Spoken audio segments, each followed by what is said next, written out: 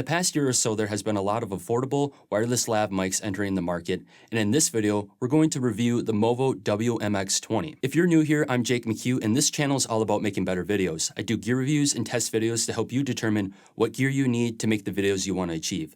If that's something that may interest you, consider hitting the subscribe button down below. First, as a disclaimer, Movo did send me this mic for review, but I'm not being paid to say anything, nor does Movo have any input on the production of this video or get to preview it before it's released. Starting with what comes in the box, you get a hard case to carry everything, which is really nice and appreciated. Inside, you have a wireless body pack transmitter with a belt clip that is removable, the receiver, a lavalier mic with a locking 3.5mm plug, a cold shoe adapter for attaching the receiver to your camera, a 3.5mm TRS output cable for plugging the receiver into your camera, and lastly, an XLR output cable for plugging the receiver into an audio recorder or a camera with an XLR input. For the overall build quality, the units are made of plastic for the bodies and have that light plastic feel to them, but they do have metal locking 3.5mm jacks and a metal quarter 20 threads on the back. For the button layout, we have 3 buttons on the front with a plus and minus to adjust the settings on the outside and a set button in the middle to go through the different modes. On the receiver, you have the power button on the right side towards the top, and on the transmitter, you have the power button on the top right, which can also be used as a mute button with a single click. Both units are labeled towards the bottom what they are, but at a quick glance, you can tell that the transmitter only has 1 antenna, while the receiver has 2. Speaking of the antennas, they are fixed on these units and can't be swapped or replaced like on some of the more expensive options on the market. One thing that this does have in common with the more expensive options is the 3.5mm locking jack, which is really nice as this helps prevent the cords from being tugged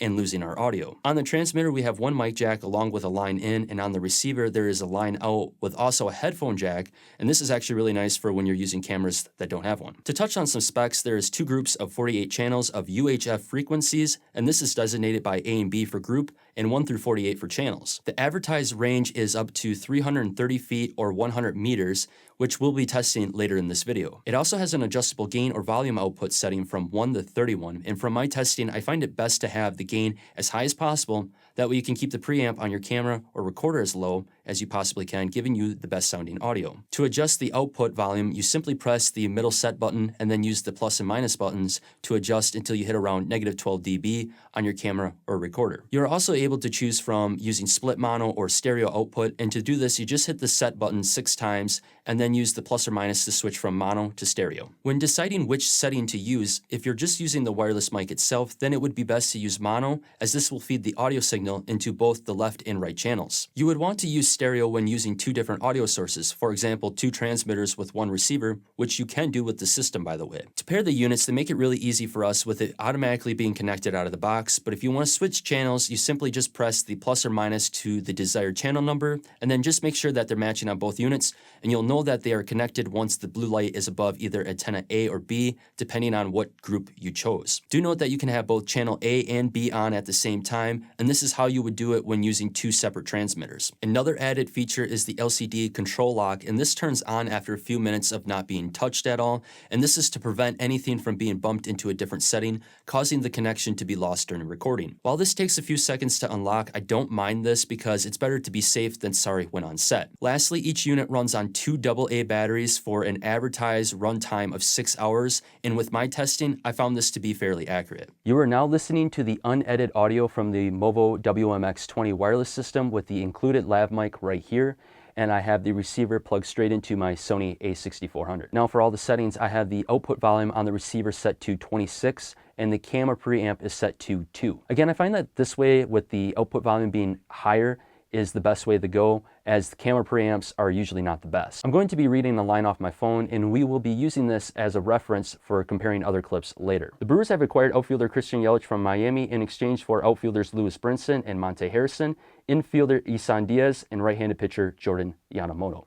You are now listening to the Tascam TM10L lav mic using the Movo wireless system, and I'm going to be reading the same line again.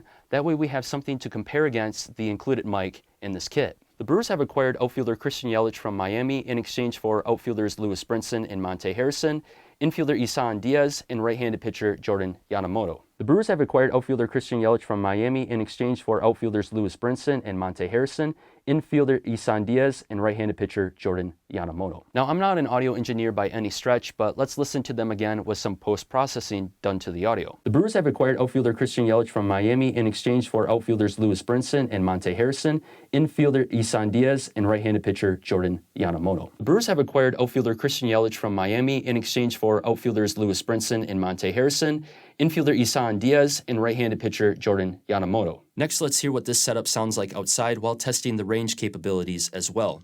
Alrighty, so we are now in the backyard, and I'm about 7 or 8 feet away from the camera. I have my rangefinder in hand, and what I'm going to be doing here is I'm going to be backing up into the field behind me, and I'm going to be reading off the different distances in yards, but I'll have feet and meters somewhere on the screen as well. Alrighty, so I'm about 24.5 or 25 yards away from the camera here, and this is what it sounds like. There's a lot of birds chirping this morning. It's around 6 o'clock right now, and there is some breeze, so I'm hoping that it doesn't destroy the audio too much, but this is what it sounds like. I'm gonna just spin around here real quick and just make sure that when I turn away, there's no interference there. But this is what it looks like and sounds like at about 25 yards away.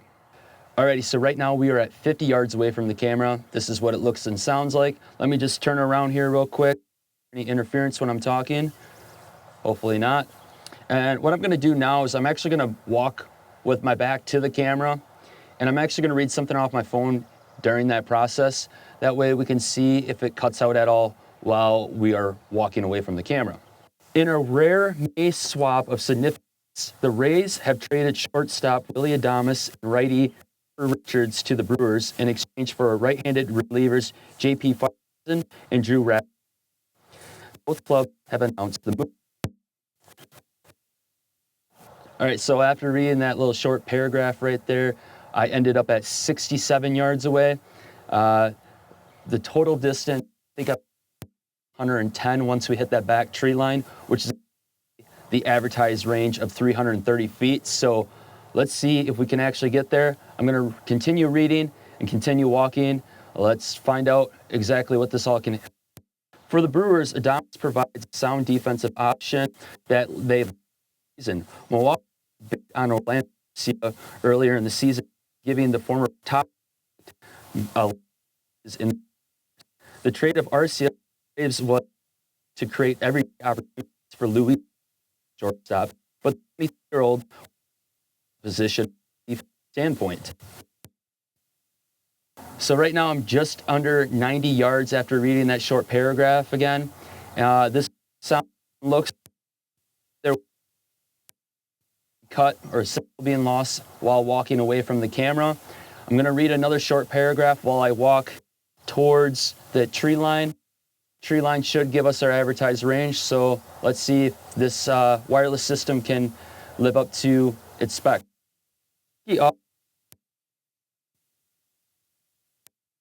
Pitch for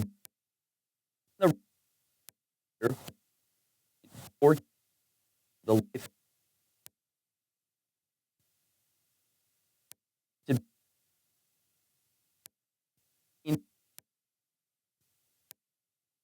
and 3 ERA and a 24-5 strikeout to walk ratio, 1/3 frames down the stretch. A 5.52 ERA and 44 innings since that time, however. We have now hit the back tree line, and I'm getting about 110 or 111 yards on my rangefinder, which is exactly right around the advertised range for this wireless system.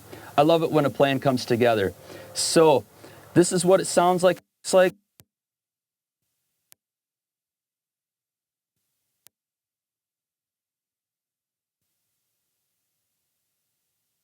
so I'm going to the footage and then all right, so after looking at the footage, I'm kind of surprised by the results. I mean, we were able to hit the advertised range a little bit, but that was only with line of sight, and that's typically how it is for these wireless systems. Line of sight, if you're not sure what that is, basically there can't be anything in between the transmitter and the receiver on the camera. So when I was spinning around, walking away from the camera with my back to it, that's not technically line of sight because I'm in between the two of them. So that does play a big part in wireless systems in general, so I'm not really surprised there. I was kind of surprised by the fact that we were able to hit the advertised distance, but is it something I trust? Probably not. But from 50 yards in, maybe even 60 with line of sight, it's pretty solid, I would say, and I would trust it. When you get like 50 to 40 yards in, for sure, the line of sight isn't as crucial, but it definitely works in that range, and that's about half of the advertised range. And if you think about it, 50 yards is still 150 feet, and that's quite a distance. I was halfway out into the field there. So yeah, let me know your thoughts about the range of this wireless system. Now let's jump back inside and I'll give you my final thoughts about the setup. There's two options when purchasing this item. If you want just one transmitter and receiver, it's around $150, and $200 if you want two transmitters to mic two different talents at the same time with one receiver. If you were to buy the single transmitter version, you can also purchase an additional transmitter down the line for $50 from Movo. Overall, I think this is a pretty decent unit for the money if you want something that has a really long range and is a little bit more on the professional side when it comes to looks and features like the locking 3.5mm jack and the split mono and stereo options. At this price range, you may want to compare this to something like the Rode Wireless Go along with the other similar options on the market. To me, I feel like this kit is in a slightly different category, being that those other set options are more for the content creating style of shooting with their smaller size and form factor, and this mirrors more towards the likes of pro video styles like the Sennheiser G4 or Rode Link. One thing to keep in mind if you were to compare this to the other set options is the price. For the same price of one of the original Wireless Go's, you can get the two transmitter setup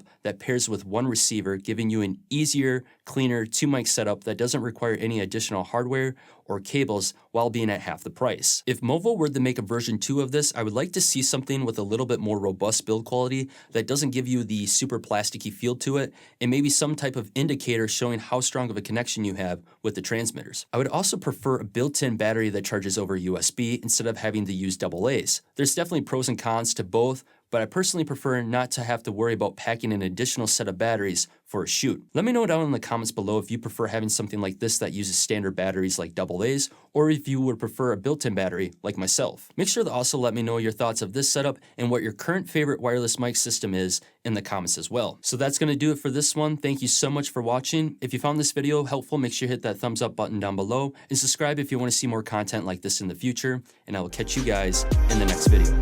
Peace.